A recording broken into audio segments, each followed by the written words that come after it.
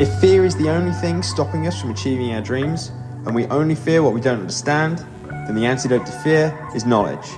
All we have to do is find out who has the knowledge that we need to conquer our fears and achieve our entrepreneurial dreams. My name is Callum Walker, and welcome to the podcast that will help you figure it out and conquer this lonely entrepreneurial journey.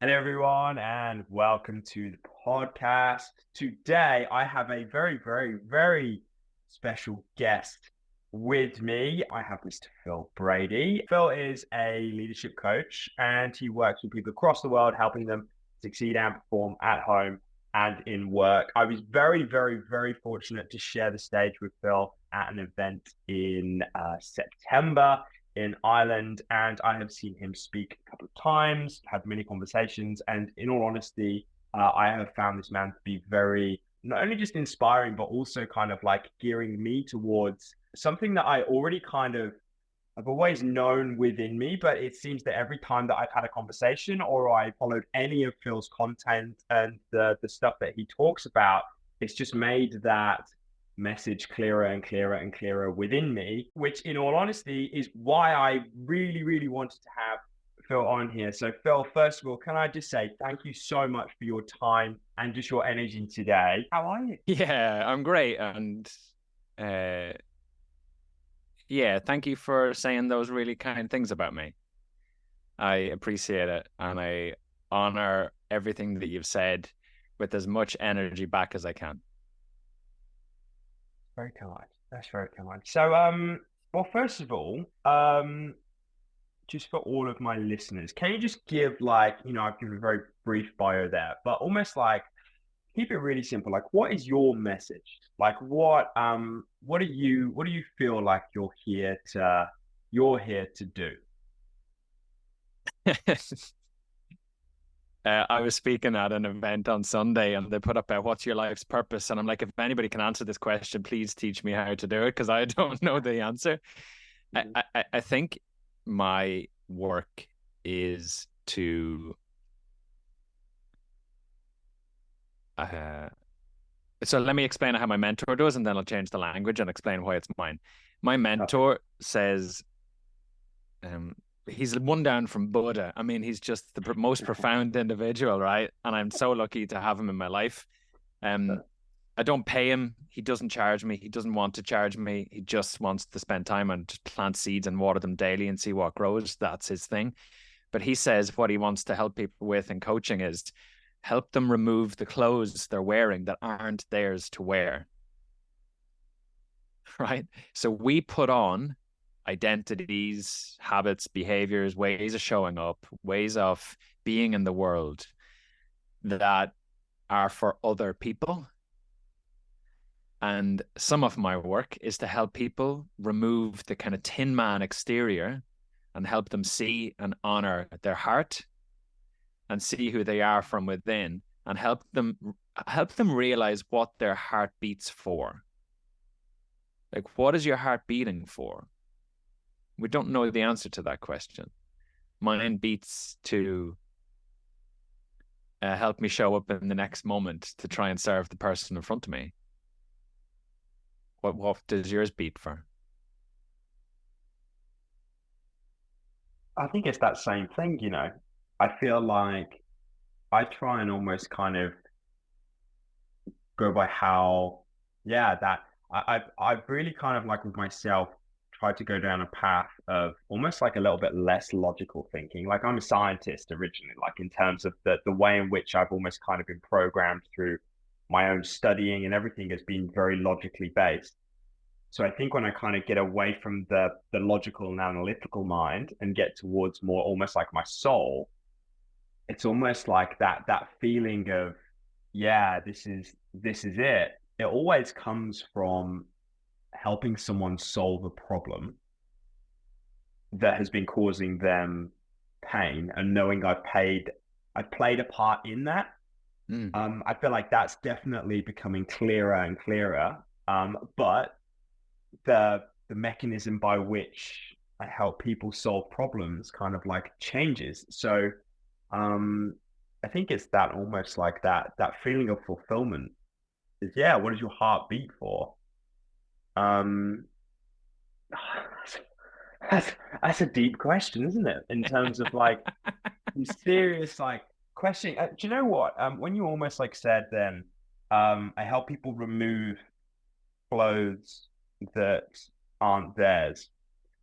That to get to that place where you're like, right, I need to take. I'm wearing clothes that aren't mine.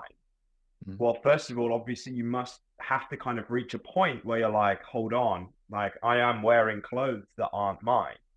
Mhm. So for someone listening to this, what sort of like situation would that potentially look like, or how would that potentially manifest itself, like to you to go like, right, do you know what?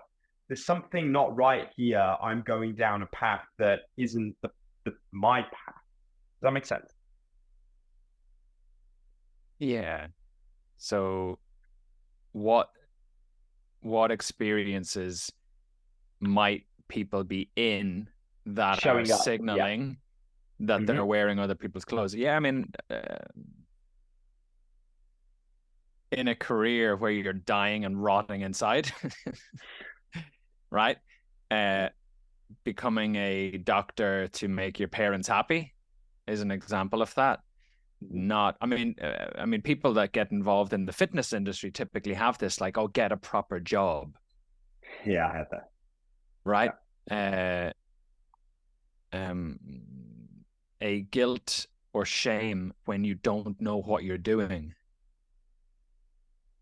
right? Oh, I should know what I'm doing, and I need to be. So let me give you an example.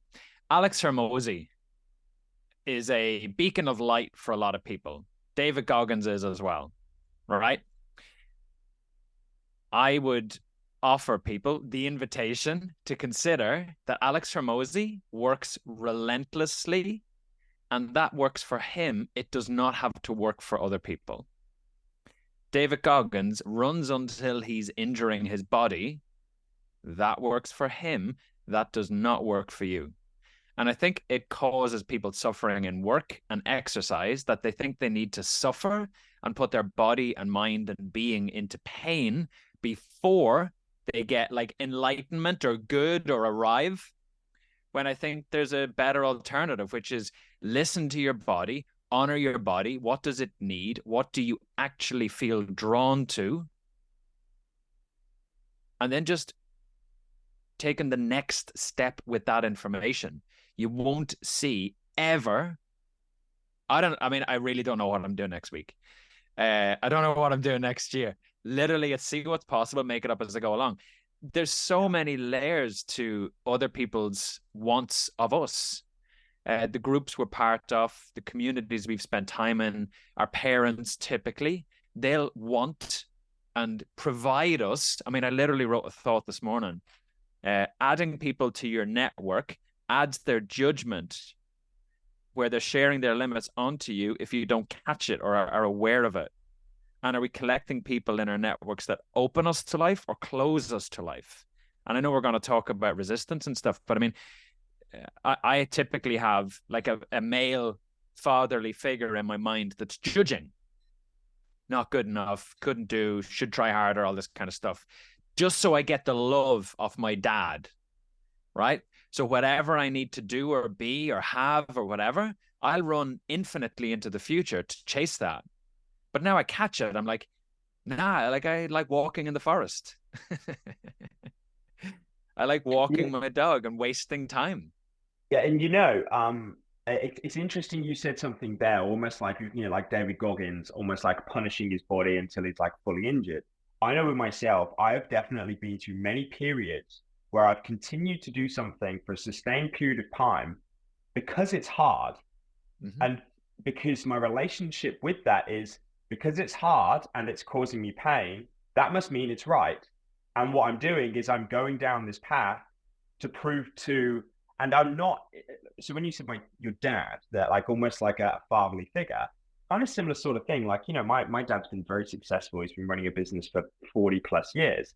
So naturally, I'll be very open and honest that I've always had with myself internally that feeling of I have to live up to that, and I have to get daddy's approval that I can run a business, I can be a successful entrepreneur, I have what it takes, I can Mm. take it. So, and I know that I've gone down a path definitely multiple times and made the same mistake over and over and over again. I'm doing this because it's hard, because I'm proving I have what it takes and I can take it. But the problem is, it destroyed my soul at the same time.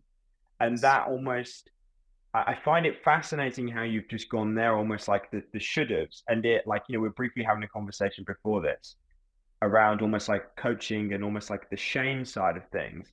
It's almost like, not that David Goggins, I feel is a destructive character, because I do resonate with elements of his message, absolutely, and he's clearly having an impact on people's lives 100%.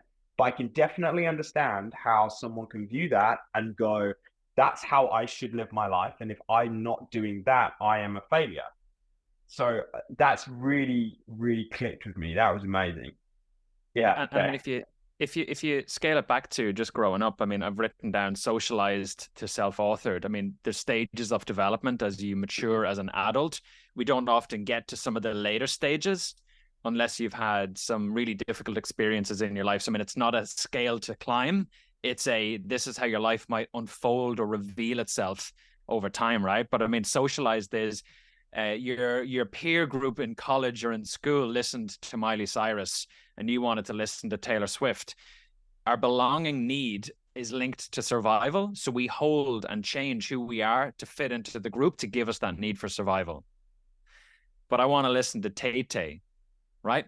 So there comes a point where instead of being authored and socialized by the group, we take back the pen and author who we are. But we have to go through some of that discomfort. We have to go through some of the loneliness that happens as well, because it's isolating as an experience to say, I want different than the life that I've been told I should live or fit into. It's lonely. But what happens is once you live through that a little bit longer, the new tribe that embody Tay Tay, for example, in this example, listening to Tay Tay and love all the concerts and all this kind of stuff, they exist. You just haven't left the old. And it's like a hermit crab. Hermit crabs must leave the safety and confine of the old, smaller shell. Stress or pain or discomfort is the signal that you're growing. Let's call it stress, not pain, because there's it's an important difference. It's the same with building a muscle. It's the same with building a muscle. Like, you can go through pain and that can rip the muscle, or you go through that stress to grow the muscle. So yeah, 100%. Yeah. So then you're in the mushy middle, you're lonely, you're isolated, you're ungrounded, you don't have any kind of feet underneath you with any kind of grounding of who I am, what I do, and who I spend time with. That's because the new group hasn't arrived.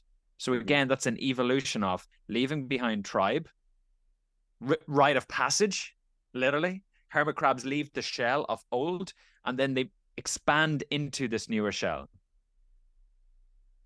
Interesting, because I had Lenny on the podcast and we were talking about rite of passage. And I love how almost like your program, like closing the gap. I almost kind of feel that yeah, I'd love to almost kind of know, how do you differentiate the difference between discomfort and stress in a positive way versus this is pain? So almost like for context, like me going down a path, almost like because it's hard, it must be right. But actually, that was a destructive path that was going down the path of me wearing other people's clothes to get daddy's approval. How do you differentiate the difference between, like, internally with your own self-awareness between, no, this is discomfort that I must go through for the rite of passage, versus the, like, hold on, whoa, is that experience? I don't know. What a question. I immediately went to uncertainty. I don't know.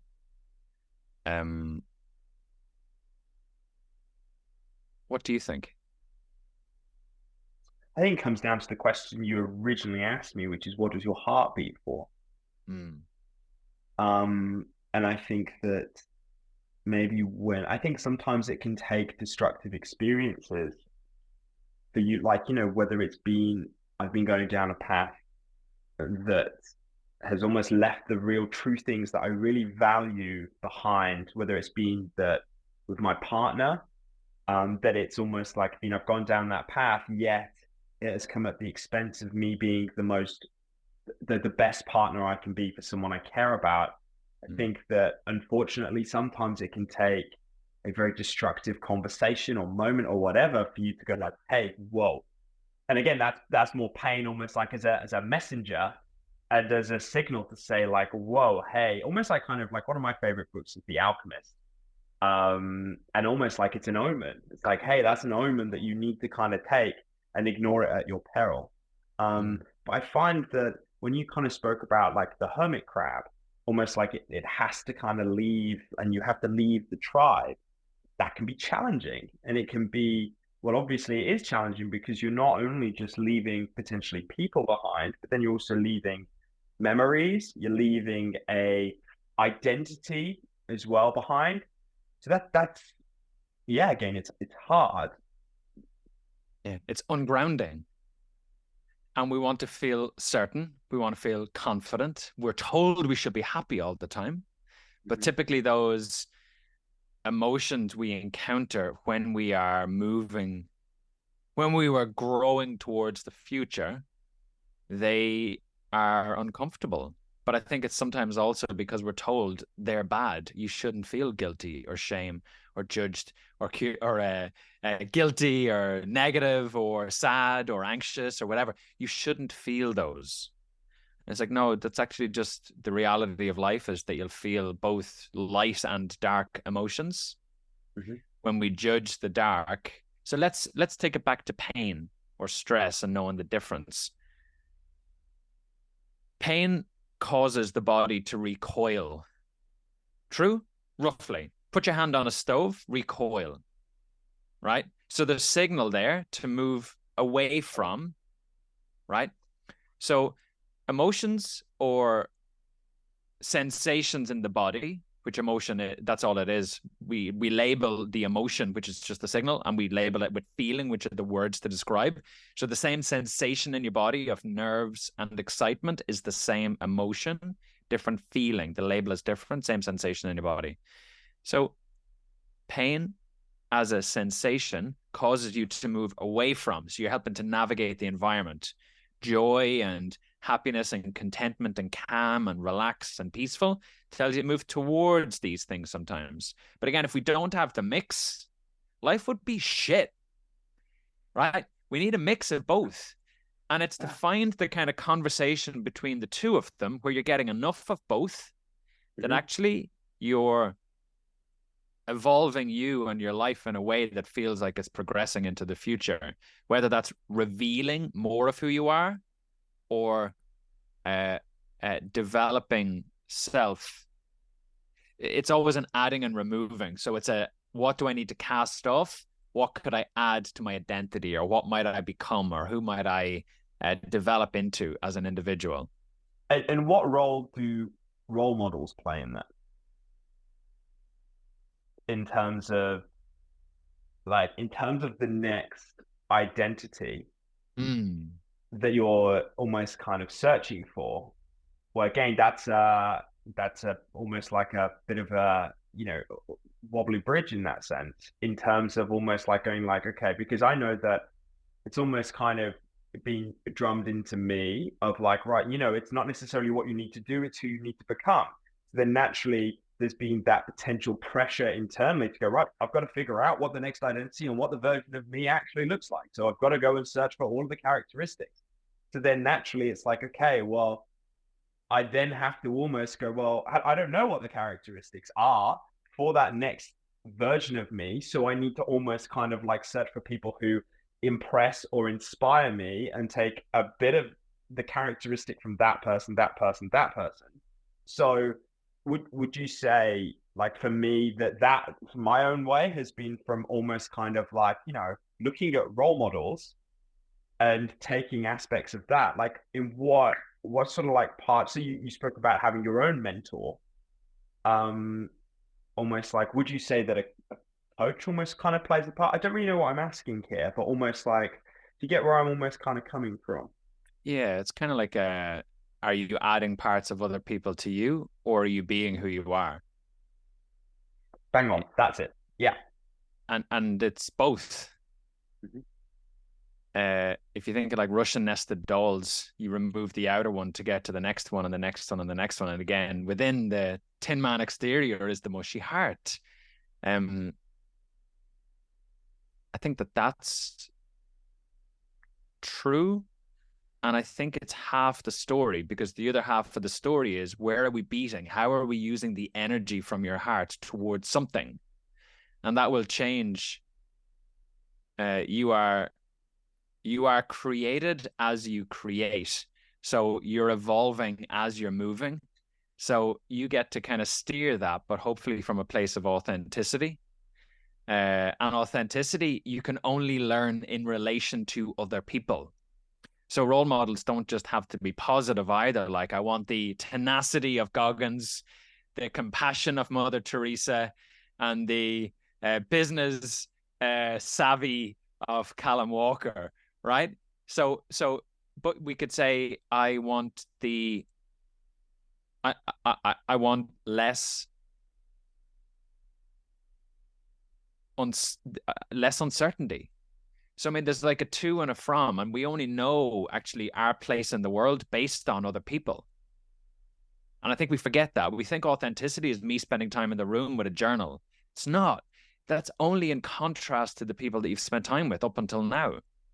So role models can provide some of that map that you can have contrast against and say, less of, more of, less of, more of. That's literally the secret to changing your life. What is right now? What do you want less of? What do you want more of? Do that in 24-hour increments. Commit to it over time, and it'll change your life. That is literally what happens, because we're biological. Mm-hmm. You plant a seed, you water it daily, you don't shout it to grow faster. Interesting, because I can't remember where I was reading it. I think it might have been in one of Bob Proctor's books. He was talking about an incubation period, where it seems that everything in life has an incubation period. Like, whether it's a plant to, a seed to turn into a tree, see it's a egg to turn into a baby. Yet there seems to be this almost like, I don't know whether it's a pressure or like internally you saying there, it's like, right, that within, just take it 24-hour chunks and just keep watering that seed daily. And that's said frequently logically through social media. It's like, just keep going, it's a long game. Yet there still seems to be this external pressure, or is it actually an internal pressure to go, no, almost like shouting at the seed, and it's got to happen quicker. And like, why is it not happening quickly enough? And then you kind of get into that, like, that feedback loop of like, oh, it's not happening quick enough, so it's not going to work. And it reminds me of, because whenever I see trees, I always think of you. Like, it reminds me of the Chinese bamboo tree, Yes.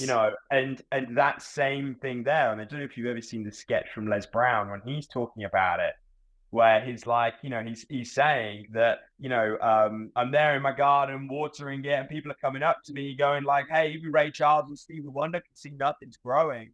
Like, and you're gonna, like, what are you doing? You're watering a Chinese bamboo tree. So that, I've actually written that on my questions for you, on how do you keep that faith there? Because that's surely in terms of almost like the, the water your seed, just water that seed every day, 24 hours. Internally, they're like, right, I know if I just do this over and over and over and over and over again, how do you keep that faith to give you patience? Or does the faith give you patience? Yeah, or is patience developed in the absence of faith? like what is going on here? Can something fucking happen? Yeah. That's patience. It's the same with courage, is only in response to fear, never the absence. Mm-hmm. So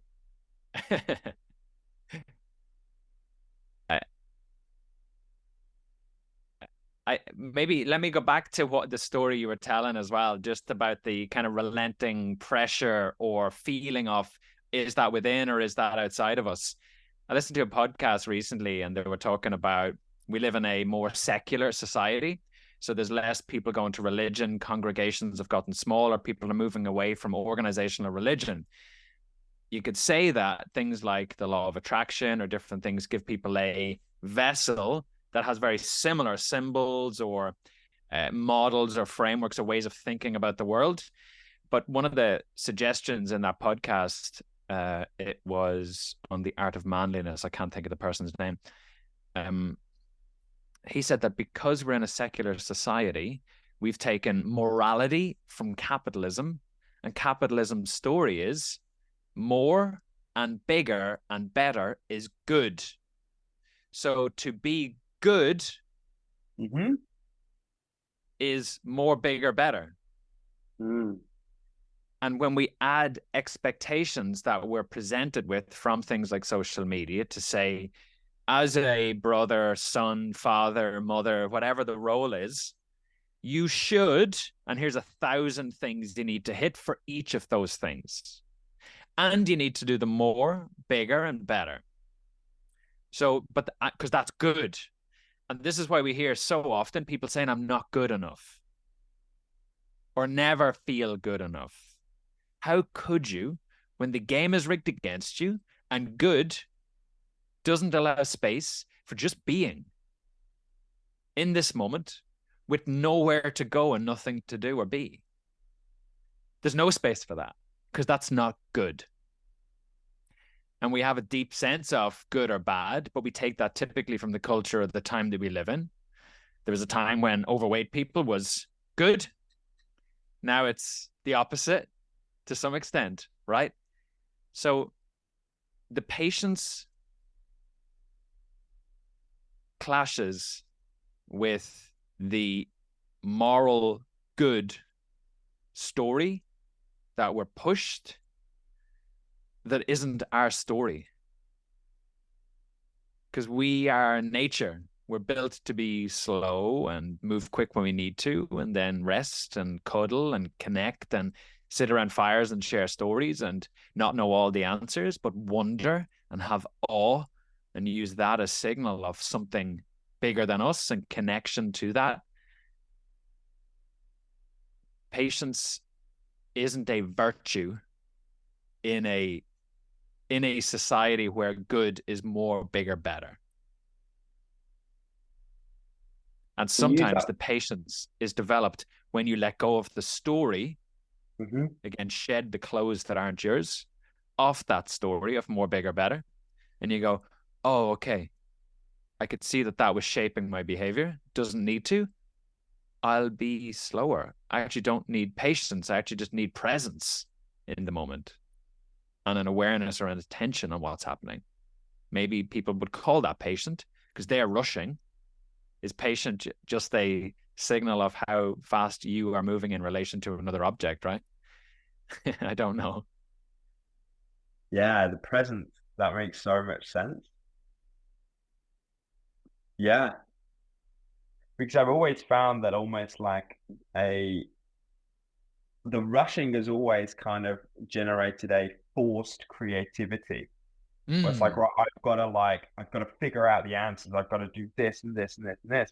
But it's amazing because all of my amazing ideas that have always been great ideas have not come when I'm like sat at a desk trying to force it out. They've come when I'm like on my own or with my partner going on a walk in the middle of nowhere. It's just hit me like a thunderbolt. And I'm like, that's it.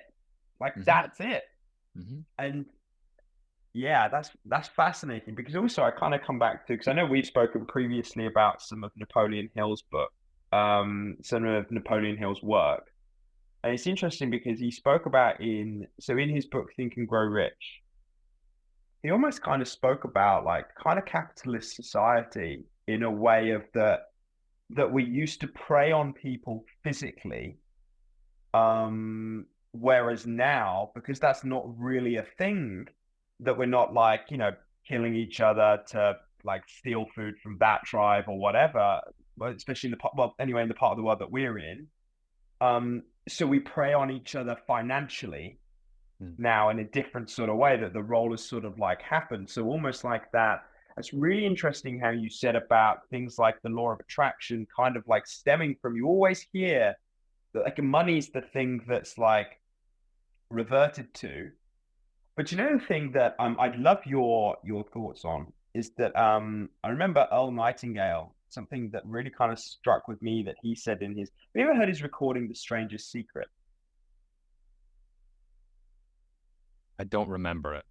Doesn't mean I haven't Like, heard it, but I'll look it yeah, up. it's probably about 30 minutes, but it was really fascinating. He was but he said something which was um most people think that money breeds success, but actually success breeds money. Hmm. So it almost kind of being that like and the thing that has always kind of like ran through my mind is that the money that you receive in life is purely a reward for the quantity and quality of service that you have provided. So for me, that then goes like, right, I need to ensure for you know, if let's say if money was my goal, for example, but actually I need to be able to provide the highest quality and quantity of service that I can provide. But in terms of service, I think the thing that's kind of like where I'm going at with this is that one of the first things that you said on here is that I'm here to serve. Like that almost like relationship with the word serve. I really do feel that we have a culture maybe of like that lack of service, and not just service in terms of like I'm providing a service in exchange for money, but that like feeling of I am of service to someone, and if I have served you, then that is success to me. Do you get Hmm. what I'm saying? Yeah. Well, I mean, we're artists. We forget that we are Mm. expressing who we are. And I mean, depression is like an inner anger at ourselves for not being who we are or expressing that to other people. It's like an inner frustration. I could be expressing more of who I am, and I can't find the words or the way or the being or the kind of sensations that I need to kind of get it out of me. Um, it- yeah, I mean, you have a expression that is yours. Mine is different.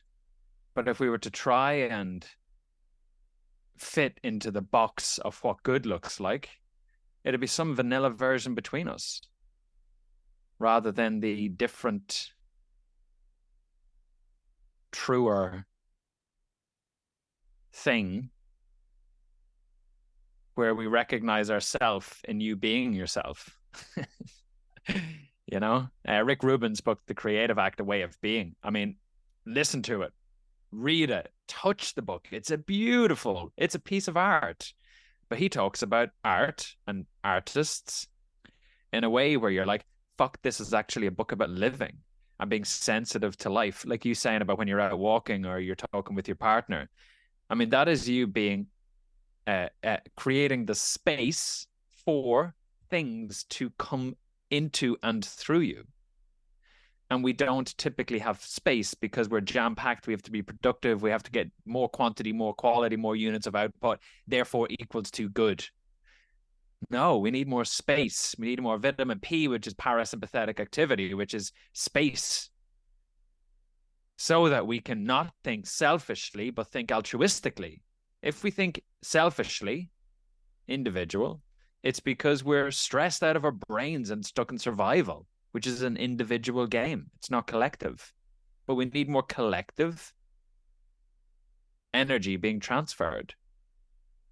That comes from feeling safe and from creating space. That's why you get that. You called it a thunderbolt. I mean, what a beautiful symbol of the energy that those things contain versus, I don't know what like a smaller thunderbolt would be. Little zinger you get from an electric fence. Less charge. Thunderbolt. Zeus wielded thunderbolts. Cows can bang against electric fences. It's a totally different quantity of energy. We have to listen. We have to attune. We have to be sensitive to those things, and then they will appear. If you're rushing around and there's no space, how do you expect other things or good things to fit? Just incorporating activities of mindfulness within your within your day, almost like, I really enjoyed the book The Power of Now by Eckhart Tolle. And I think the thing I really enjoyed about it was not necessarily what I learned, but like the things that I've done off the back of it, in terms of just creating that space between mind and presence. And I thought I can't remember how he articulated it, but he articulated it so beautifully in terms of like everything is in that space. Mhm. So is it as simple as, so almost like to really, you know, to discover your art, discover your, what your heart beats for? Is it as simple as just creating more space through mindful activities throughout your life, or are there other, almost like kind of, I don't like to say steps, but like other things that you can do within the day or just in life that can kind of allow you to experience that more and more and more?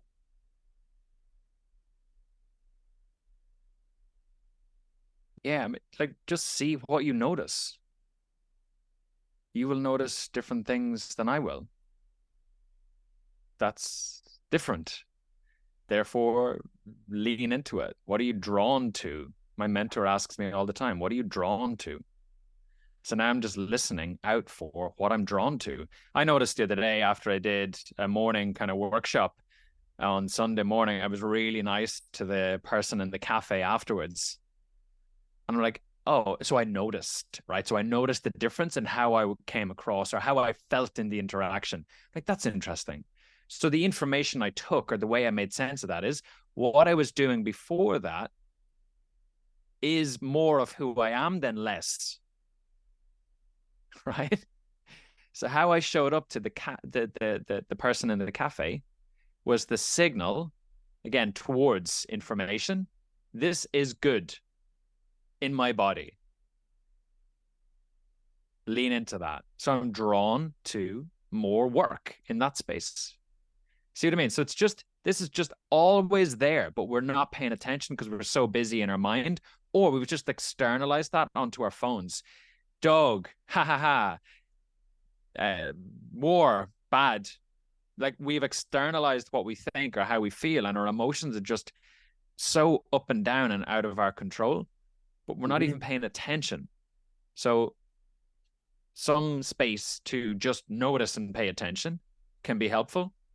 And then just, I mean, the secret to it is to let go of all containers or expectations of it needing to be something else, and let it just do what it is. If it's doodling on a piece of paper, writing in a journal, whatever it is, you could do something like morning pages, which is 3 A4 pages, literally until your hand is broken. Write 3 A4 pages without stopping in the morning as soon as you wake up. The resistance or that kind of shoulds or expectations or containers to what's within you to come out haven't yet had an opportunity to kind of uh, narrow who you are. That could be useful. That's from The Artist's Way by Julia Cameron. Morning pages, really simple exercise, but it's profound. Mm. There's lots of different things. Just notice. Just notice. That's all awareness is. What are you noticing in the moment? I'm noticing you have a line of like a lined halo Beam of down. light. Yeah, I mean, It's a notice. thunderbolt from Zeus. Yes, or Two Mm. Face from From Batman, Batman. right? Yeah. Right. So that's a noticing. I'm noticing the Mm-hmm. definition in your arms. I'm noticing your energy. I'm noticing the light that's around. Like, what do you notice? You'll notice different things. I was turning in my chair. I noticed a feeling under my feet. What are you noticing? That's mindfulness. It does not have to be on a mountain meditating. It's in the moment. What are you noticing? That's it. And, and then you're getting to the point that everything that you ever need is already here anyway. Like whether that's like information, whether that's, yeah, because it's just, but you've just got to notice it. And I think, the thing I'd love to kind of like tie this to, because I know that you're helping coaches to then almost like, in terms of, we look at like this should, I know that like myself, that I've noticed in the coaching industry, that there has been so much almost that coaching is dictating. Coaching is here's the plan, follow the plan, Mm. versus, and there's a lot of that should. It's like, right, you should do this. Mm. So, in terms of, because there'll be a lot of coaches listening to this, and I know my listeners are very much around, I want to become the best coach, not just about learning more facts and figures or anything, but how I can have the greatest impact on another individual. Um, like what's almost like your observation of that, and where the coaching industry, maybe not industry, but the mechanism by which people coach, where Mm. that is at the moment, and where it really needs the direction it needs to actually be going in. Well, listen to the words that you use. I want to have a bigger impact on the person in front of me or the client. So Mm-hmm. what that means is I need you to do certain things so I feel I'm having an impact. Right? Yeah. Horseshit. Mm. So what that means is I need the world outside of me to be in the right order so I'm okay inside. Do you think the world will ever be how you want it, how I want it, how my mom wants it, how yours wants it? How could it ever meet 8 billion people's version of truth? It can't. We have to just accept what is in front of us initially, right? Not steer the future or steer people. And when they don't hit, what happens is we shame people and say, you don't belong here because you didn't do what I wanted you to do. Horseshit, right? Bad plan. For you to have an impact on somebody else, help them impact themselves. Help them grow, steer, feel useful, develop competence, become who they are, cast off what they're not. That's the impact. Because then they live, they have information, and you can go, have you tried? Test this out. From my experience, here's what I've found. And then it's like I did a video of this a while ago, and it's like we typically coach to the cup, and we never look inside the cup to see what the person can already bring. So there's full of coffee, and we're like, do you want some coffee? Horse shit. Wrong approach. Ask. So raise awareness, increase responsibility to do something with the information. That's the purpose of coaching. Raise awareness. Here's what you want. Raise awareness of that. Why do you want it? Okay, what's the impact if you don't move towards that? Okay, that's cool. Where are you now? So you can't get to where you want to get to if you don't know where you're starting from. Where are you now? What's the cost of that? Why is it useful to move from that? Okay, that's cool. What could you do? Oh, you think those two things? Okay. I'd suggest maybe this third one. Which do you think you would like to do? I'll do one out of the three. I'll actually do the 3 out of the 3. So they have autonomy, they have agency, they have choice. They're not being told by an authority figure. You're good if you follow, you're bad if you don't. We're both partnering. They're getting to choose their path because they can also choose to ask for support and guidance or accountability. I don't do any accountability with my clients. Why would I do that? They're adults. I create the space for them to figure out what they want to commit to. If they don't want to commit to stuff, they're not clear enough why it benefits them. They know it benefits you because it has done. Just needs to be a better quality of conversation. Everything you've just articulated there is actually from the coach's part questions. That it's less dictating and it's more, everything you've just said there is you're opening the space up with questions for them to seek the answer inside. Yeah, wow. And the world operates in a certain thing. So like you'll tell me about insulin. But if I just apply one model of insulin and my body makeup is very different and we're not taking feedback or having, again, the conversation in the middle. Yep. Perfect plan in book does like reality will shit on that book because it'll go, no, that's not everything. You forgot about the top and tail. You forgot about the exceptions. So we have to have the conversation in the middle, the touch point between.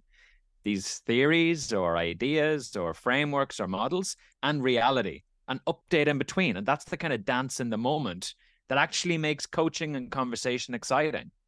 But we've moved away from that.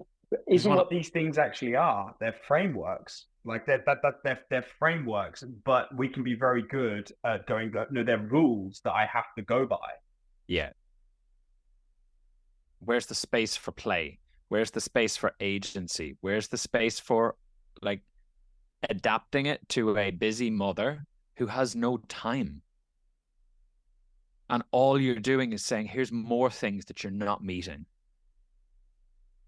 Is that adding suffering to the world or reducing it?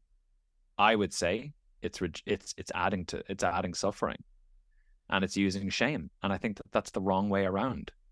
Better way would be to say, you're actually doing really well. I mean, you're moving every day. Your NEAT is excellent. What do you think you could fit in over the next 2 weeks that might be useful to take you forward? Oh, well, actually, when I'm minding my baby, I could do press ups with her. Oh, okay, cool. Like they'll find the stuff that fits within what they are already doing. It's in the flow of their life, not in addition, and kind of takes them out of it. And they're shamed if they don't. But I was living my life. Yeah, okay, cool. We can do that. We can facilitate you living your life. And you can still make different choices in the moment. We can talk about that. It's creating space for choice in the moment that serves who they want to become in the future. More or less. Yeah, but that's such a. Do you know the thing that I find quite sad is that that I feel that almost philosophy of coaching that isn't spoken about towards coaches, that like we're almost kind of left to try and figure out our own coaching style.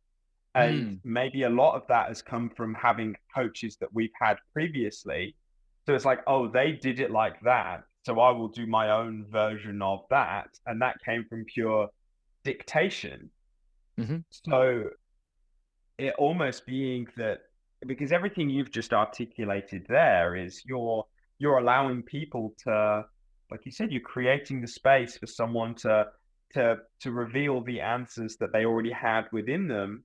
And also it's then moving towards what they truly want, as opposed to almost like, no, you want that, you have to go after that.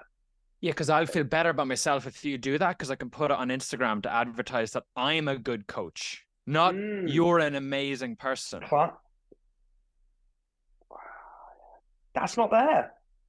That's not there, because a before and after is, someone will see a before and after. Oh, that's a marketing tool. That's that's for referrals. What a sad place to be.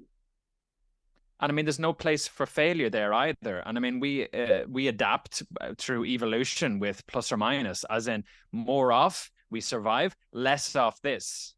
But there's no room for that experimentation or space for failure in plans or frameworks or models, because that's not good. But failure is how I and you learned how to walk, right? Failure is a part of trees growing towards the sunlight, birds learning to sing their song. They don't get it right first time, but they still grow towards singing the song. It's experimentation. Where's the space for experimentation? Where's the invitation, not demand? Where's the invitation to experimentation? That's it. Experimentation brings you said that word awe about things again. Because then it's light. It's not a sympathetic response of I'll survive or belong if I meet these certain criteria, and I feel shame if I don't.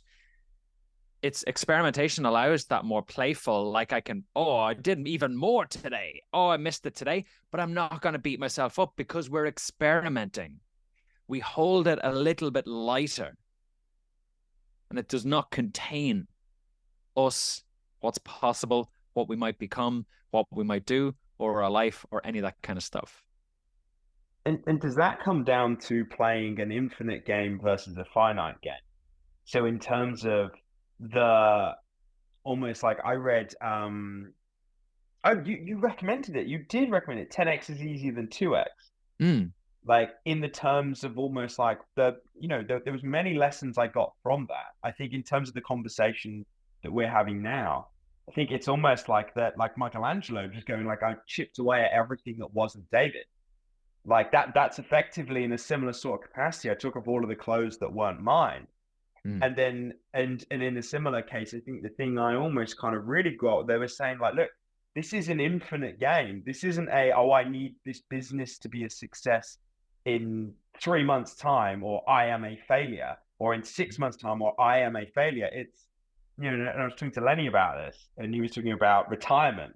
Retirement for me, like, like I'm just on this path, and this is the path I'm on, and I'm in pursuit of that, and that's the infinite game. So viewing it through the lens of like, I know for me, whenever because I'd be lying if I know that I myself or the coaches that I coach have never got into that mindset of it needs to be a success and kind of shouting at the seed. I think one of the things that has definitely really helped myself and a lot of the coaches has been viewing it in terms of that experimentation, in terms of like, look, this is the the infinite side of things. So yeah, so how can you adopt them? Because how can you adopt the mindset of like, look, I am experimenting in the playful aspect of things. How can you almost like, so let's say if we've got a coach with their own business, or a coach in terms of their own, well, all of it their own life. How can we almost kind of like, take the first steps to get into that, like that playful? Because I almost kind of feel that whether it's like, daddy's approval, you need permission to mm. go and have that. And maybe it Yeah. comes back to it's not hard, so it's wrong. Yeah. So let me tell you a separate story and then I'll link it back to what you've just asked me. Um, I read about enlightenment and I read that there was 10 stages or steps towards it.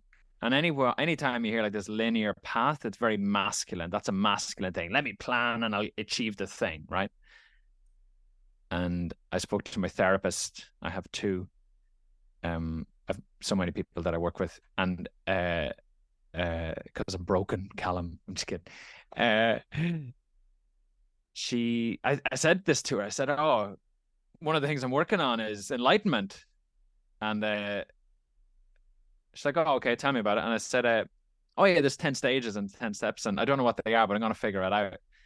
And she said, "Philip, just get rid of everything between you and it that tells you that it's not possible." Right? And then I walked Elvis, and this is gonna sound mad, but hey, fuck it, right? Eh, I went for a walk with Elvis after that conversation, and I've had a profound experience just looking at a tree.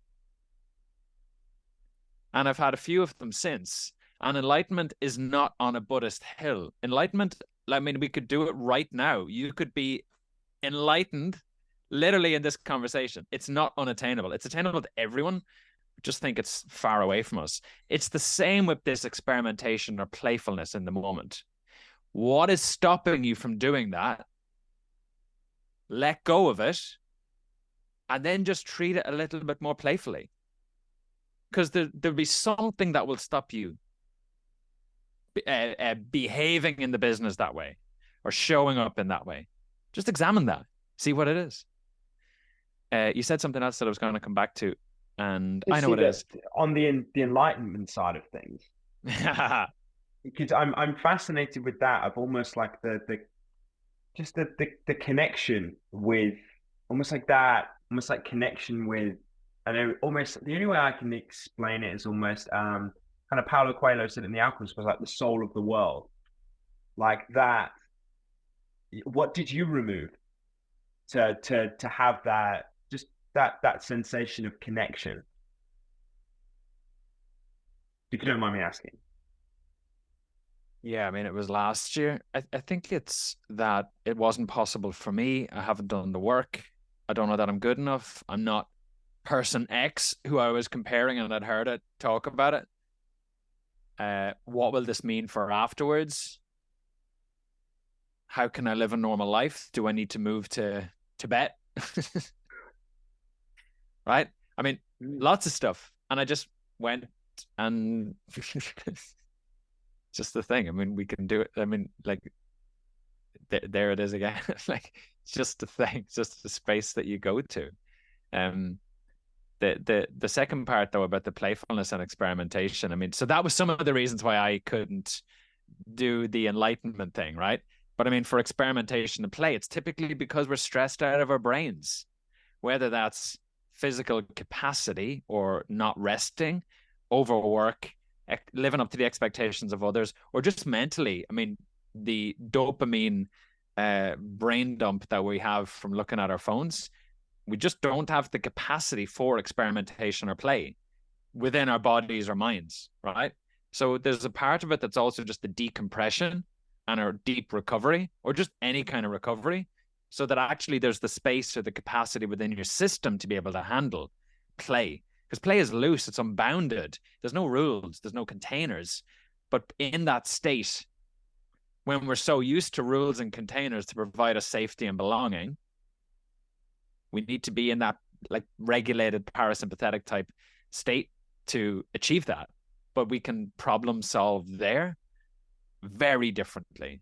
Very differently. I mean, one simple thing that you can do is actually just juggle. Juggling distracts your conscious mind. It gets into a little bit of a rhythm and a routine. Tetris supposedly is really good. Extending exhales. Test dancing around your kitchen and then think of every reason why you shouldn't do it. That's the barriers between you and experimentation. Oh, who might see me? I can't do that. I'm not a good dancer. Couldn't do. Not good enough. Not like horseshit. All horseshit. Just do the fucking thing and see what happens. That's done through activation of the parasympathetic nervous system. Sorry? So would you say that almost like that, we're very much in a sympathetic state consistently. It's like everything Mm-hmm. is sympathetic nervous system, go, go, go, go, go, and then we're fried. Mm-hmm. So would you say that like the pursuit, not necessarily the pursuit, but the action of like, because those things, like you said, like prolonged exhales, they're things that activate, your parasympathetic nervous system. Um, so those sorts of activities, there's an imbalance, isn't there? Like within life, and all of those activities are almost like the route to almost, well, presence, isn't it? Vitamin P, I've thought about this long, deep, hard for a long time. Parasympathetic activity is the antidote to every problem that we're solving at the moment. We're trying to solve at a global scale. We just need the world to exhale. And then there'll be room for nature. There'll be room for a recovery of the climate. There'll be recovery of leaders at each other trying to win the argument of being right rather than the problem solving of where we're going. Everything is based on the space of parasympathetic activation. Because otherwise, sympathetic just triggers all childhood guilt and shame and retreat and down and in and what will protect me. And I need more money. I need to hold on to stuff rather than, again, how might I serve and give my heart and give my being and give who I am and lead wholeheartedly rather than from a sympathetic place. It's not useful. It's not compassionate. Compassion is different. And we need more compassion in the world. We need more alleviating suffering. And I don't think you can do that when you're only thinking about surviving today. Yeah, parasympathetic activity is profound and it's in every exhale. I mean, it's not far away. We don't need to do major changes, but it's too simple. It's like you had shit under your nose. You're going to lose how simple it is over time, or how kind of, oh, it's so powerful. But then over a day, like it goes. So we are unaware of how small it is and the impact that it could have. But I'm going to try and push people towards, invite people towards it, not push. No. Yeah. It's amazing because I remember I spoke to you in the toilet actually when we were speaking at the summit. I was talking about almost like because I'm a big superhero fan anyway, and like Moon Knight, how he has all of these different personas, and it almost being that, and I that at places kind of like that I've come from with my own almost like mindfulness is that voice that berates me So, oh, I should do that. You're not good enough. It's very, when you're being very, very unkind to yourself. I don't believe that. Like, but Mm. that's what it is. It's just a voice, which means that that's not me. And almost like I found the more I've been able to detach Mm-hmm. from that, well, those aren't my thoughts. Mm-hmm. And that's where I found that, because when you speak about vitamin P, I've definitely almost kind of like tried to get that I say the balance, but like, doing more, like mindfulness has become such I found it in yoga, with myself, and just going for walks in nature without headphones, and really just being present there has enabled me to kind of do that. But it's amazing when I'm doing those sorts of activities, that voice isn't loud, Mm. or my ability to not internalize those thoughts of my own Mm. is heightened so much more. So Mm. I almost kind of feel like the question I was almost kind of coming to you at is, I feel that we're very good at doing something. It gives us, like, I've meditated, it made me feel really good, and then I'm just not going to do it ever again. So almost like, how can we build that into our own daily routines and take such a, I know that's the $1 million question. How can we just keep doing that over and over and over and over and over again? But how can we almost kind of like, take the steps to incorporate this into something that we do on a regular basis where it becomes part of us?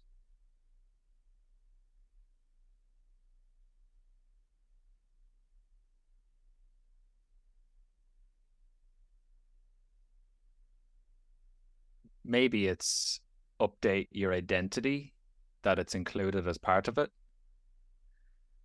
Maybe it's,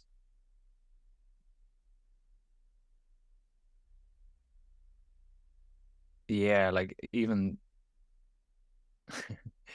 softening the expectation that if I don't do it every day, it's bad. Right. So more, I want to meditate more. I mean, and meditating isn't go to the forest, because there'll be days and weeks where you can't do that. So it's just I mean, I want to practice mindful attention more often, right? And there's been days recently where I haven't even thought about it or even noticed that I was breathing, just as an example. But I've done it twice since we've started talking, very briefly, but that's twice. I don't judge the days before that I haven't done it. They're already gone. In this moment, let me test it again. Okay, cool. Like, that's it. It just becomes who you are, not what you do.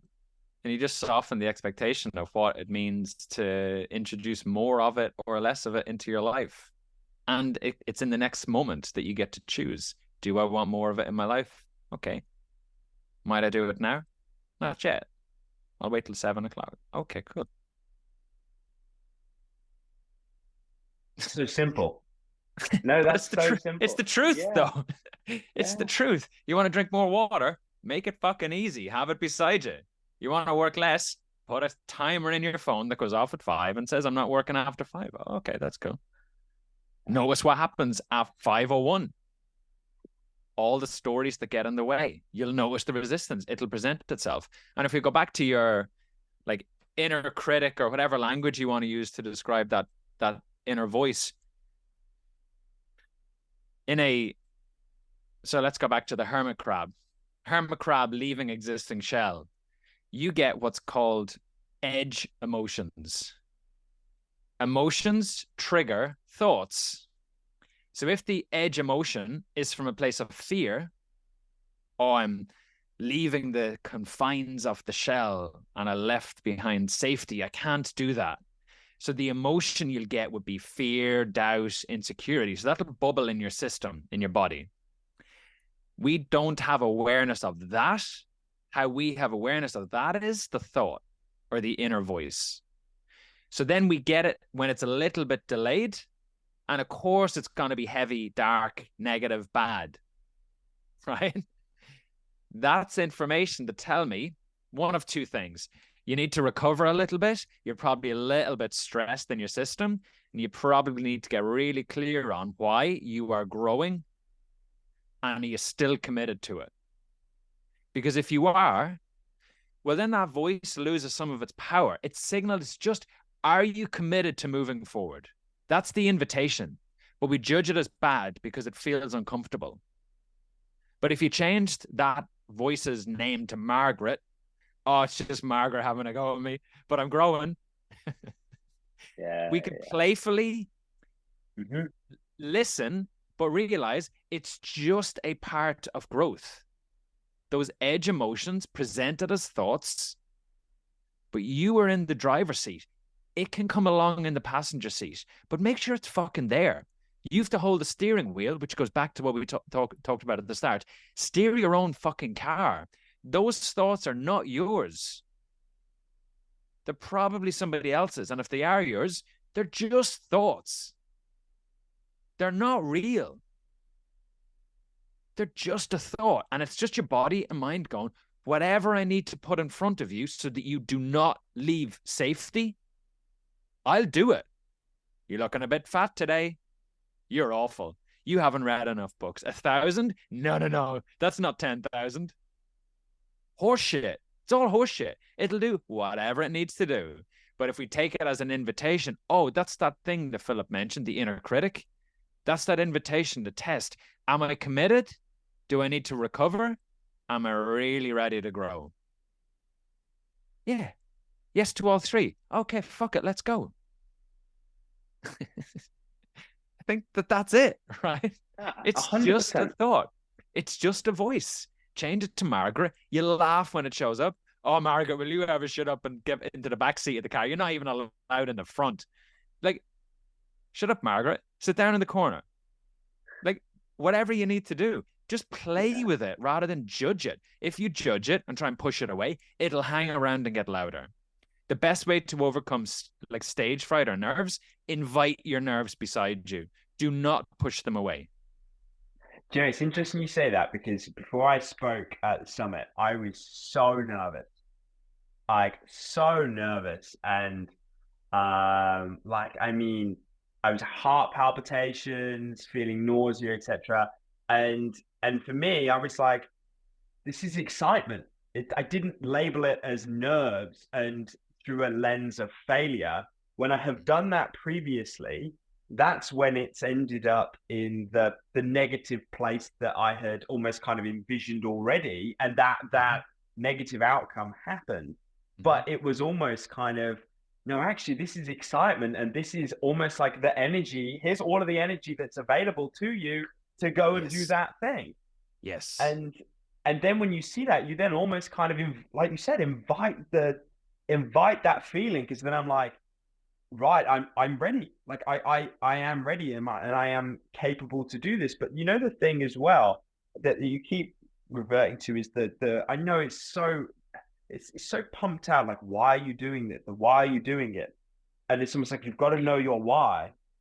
But it's almost like the more I've gone down on my own journey, that feeling is when I'm connected with people that I get into that there's that critic is loud when I'm not with people and I'm not connecting with people, conversing with people and serving people. And it's amazing that, you know, that resistance that is there is almost like to avoid going and socializing in that specific way, going and doing that. So I think the question that I would have is because like that, you know, there may be so many coaches who are listening to this, and it's like, you know, that they experience that same thing, they have that resistance. That how can you change your relationship with that resistance in the way that you've just kind of like said there, by going that like, no, that's necessary for growth, and that actually like this is, you know, that's the direction for you to kind of go through. How can you lean into that instead of shy away from that and almost like give into it? Or is it as simple as almost kind of what you've just said there? It's part of the journey. So resist. So can I tell you my theory about life? Yeah, please do. My theory about life is that the antidote to death is to open as much to life as you possibly can. Because death is the ultimate closing. Your vision narrows, it goes from light to black. Your hearing goes from hearing all sounds, well, within a frequency, to zero. Taste, touch, smell, everything goes to zero. At least in that moment. Okay. I don't know what happens afterwards. I don't know anybody that does. So if that's the case, having an openness to life is some of the work. When you open to life, the yin yang symbol is just a part of it. Your body is built to survive. It will throw up fears, doubts, and insecurities as you move and grow beyond what is today. Because it goes, you sure you don't, like, you're going to die if you do something different. Everything is a threat beyond today. Do you want to, like, please, are you sure you want to go through this? It's just a signal of growth. So any resistance, I mean, I wrote down headwinds help planes fly. Right. So we greet resistance, and we've heard stories and we inherit stories from other people to say, when you feel fear, doubt, insecurity, anger, frustration, anxiety, whatever, equals bad. So because they're bad, or we're told they're bad, we push them away. So we add resistance to resistance. Resistance squared or multiplied by itself is just going to get bigger. It's just a mathematical thing, right? Instead of just accepting, oh, fear is present. This is part of the journey of growth. And I think what happens is, because we resist it, it hangs around and it feels bigger than it is. So in the yin yang circle, all our attention goes to the dark. And we forget what we could get from change, what we're going to become, who we're going to meet, the impact we're going to have, all that bright side stuff, the skills will develop, the emotions will feel that are good. I mean, progress feels great, right? But we forget that part because we're caught in pushing the fear away because we're told it's bad. It's not bad. Just literally part of the story. Welcome it. It's going to help you fly. But you don't have to. You can stay where you are. But then don't get bitter that your life is small, and it will only ever get smaller. No, honestly, like, wow. Yeah, it's changing your relationship with fear, isn't it? Like, completely. Yeah, Welcome it. Welcome it. yeah. Open-heartedly greet it. It is an act of love, not bad. Cogs turning here, for honestly, That's okay. Let them turn. because yeah, I think that's fantastic because again, it kind of ties back to the should of almost like you shouldn't be scared of that. Like, there shouldn't be like that fear shouldn't be there. Versus it's seeing it as that when that situation is there, yeah, it's amazing. Yeah, when that fear is there, it's like lean into it and be like, oh, okay, right. That is fear and resistance that's necessary. Move into wow, yeah. I think it's fantastic. Can I build on it again? Please do, please. So that's 1.0. 2.0 is you are not the fear. You're just experiencing the sensation or aware of the sensation of fear. So we identify with it because we feel it within our bodies, because we're identified with our bodies. But you're not that. You're beyond that because you were also happy a second ago. So you're happy and fear?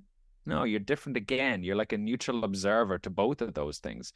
So if you just observe, same with like cold water exposure, just we think it must be hard or bad. Let's call it bad because then we can do the same with negative emotions. If you go from a sauna to cold water and you are just curious about the difference in sensation, watch how differently you would greet the cold water. Do you think you'll be more relaxed or less? More, right? Because you're not adding this resistance to this is going to be hard. You're going to tighten. You're telling your body this is a threat. This is bad. Must move away. Is that going to increase parasympathetic activity? Absolutely fucking not. Just so interesting you said that because I was in Wales with my best friend last weekend, and I've been practicing cold water exposure for quite a long time. And he's got a lake by him, and it was completely frozen over. And I'd never been in a frozen lake before, and it was interesting because he'd never done any form of, he'd never even had a cold shower before. So, like for me to kind of, I was literally throwing him in at the deep end. Um, but we were standing on the jetty, and the difference between the two is he was, and I completely understand because I'm not being funny, like it's fucking Baltic, like this thing is like frozen over. But like we've got it on camera, and you can actually see us both. Not that either one is right; it was just different in Mm. that you could see I was entering in with a state of curiosity. That I was just curious to see, like, okay, I've been in a freezing cold tub before. I've been in like freezing cold like shower. I'm really interested to see the difference and how Mm. this is. And it was amazing just in like, naturally you get that that reflex initially, but it was amazing in the difference between the two of us, because for me I was just in there just solely from a place of curiosity and interest. And again, it's the lens that you're viewing something through, isn't it? And I find how you've just said that there, almost like, you're stepping into something with that. I'm just gonna see the difference in sensation, that whether that's, within your business, within your life, like, because then you look at curiosity, that then breeds that awe, that playfulness, that experimentation. And yeah, I really love how all of this like fits together, and it makes so much sense in my mind, and I'm sure that everyone listening to this makes so much sense there. And to And summarize, mm, your heart is a valve, it opens and closes. You talked about curiosity, that's an openness to life. The opposite is that kind of sympathetic, like, let me judge this and let me close off what's possible in this moment. Like, that's the difference. Do you choose in the next moment to open or close? And supposedly, according to Michael A. Singer in The Untethered Soul, the way to stay open is to never close.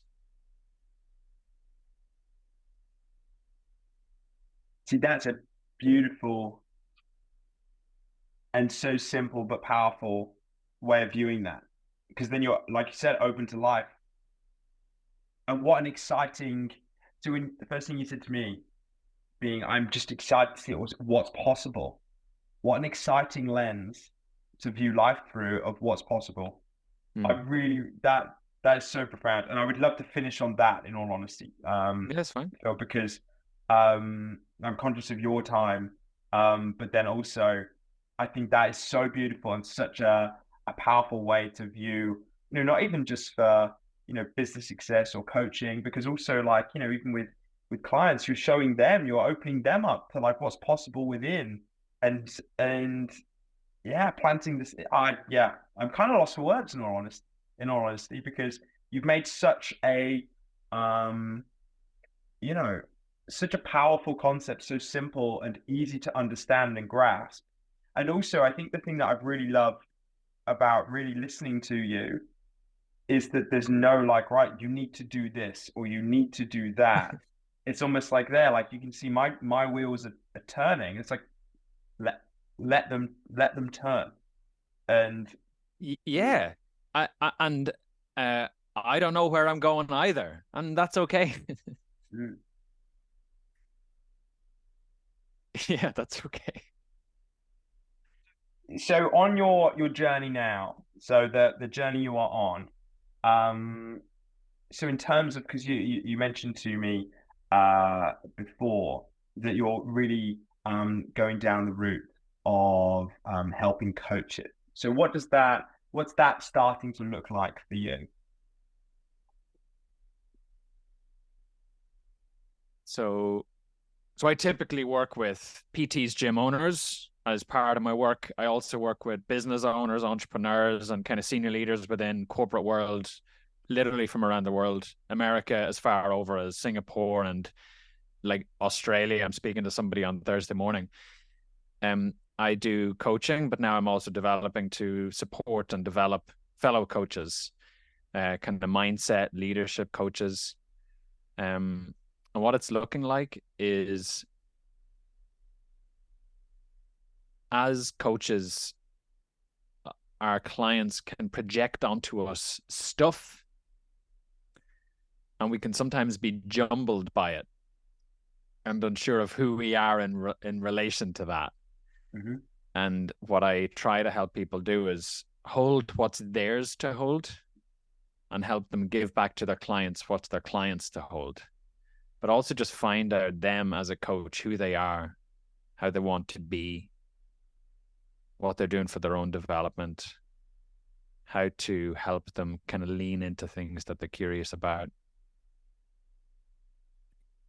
And yeah, just play and experiment with what it means to be a coach. Because if you follow certain accreditation bodies like the ICF or the Association for Coaching or EMCC or AOEC, they have very containerized versions of what coaching is and what good coaching looks like. And I struggle with being contained because I don't know what I am or who I am, and I'm uncontained, and so are you, and so are we. So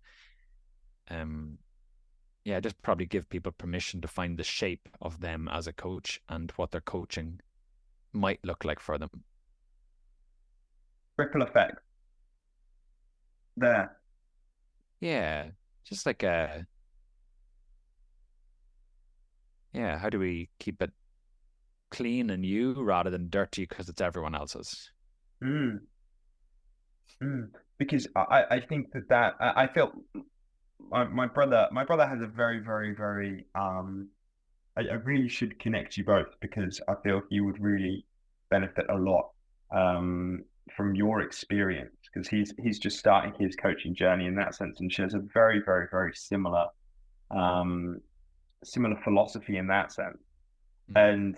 And I just can't help but think of you talking there of the ripple effect that that can have because almost kind of like allowing a coach to discover what is almost like their heart is beating for aids their own um practice of helping others discover what their heart is beating for, and that's beautiful work. Not that it needs judgment, but it is beautiful work.